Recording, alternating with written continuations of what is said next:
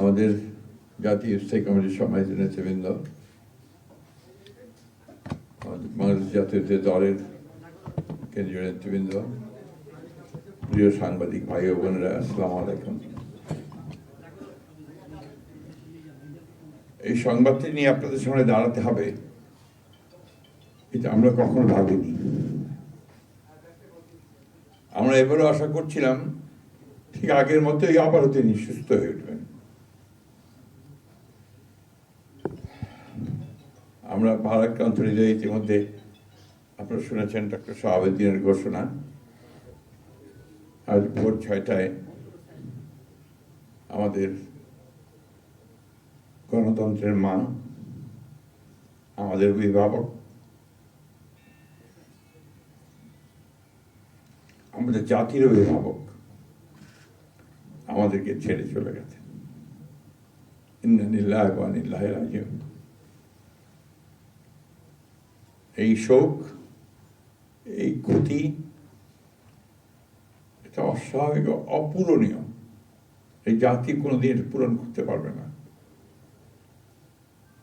যে নেত্রী তার সারাটা জীবন জনগণের অধিকারের জন্য, কল্যাণের জন্য তার সমগ্র জীবনকে উৎসর্গ করেছিলেন, সেই নেত্রী দেশনেত্রী বেগম খালেদা জিয়া আমাদের মাঝে নেই।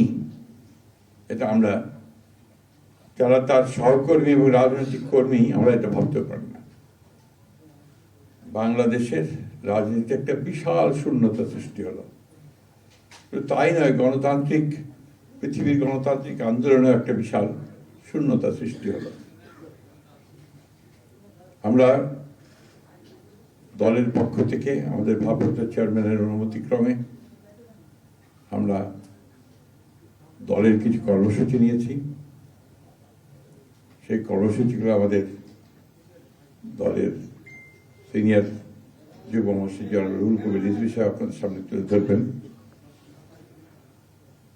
সরকারের প্রধান, এই কেয়ারটেকার গভর্নমেন্টের প্রধান প্রফেসর ডক্টর মোহাম্মদ ইউনূস আমাদেরকে ফোন করেছিলেন সাথে সাথে, এবং ইতিমধ্যেই তারা সিদ্ধান্ত নিয়েছেন যে 10টার মধ্যেই তারা একটা স্পেশাল ক্যাবিনেট মিটিং করবেন। সেই ক্যাবিনেট মিটিংয়ে তারা দেশনেত্রী বেগম খালেদা জিয়ার যে শেষ কাজগুলো, তা জানাজা, তার দফন, তাকে রাষ্ট্রীয় মর্যাদায়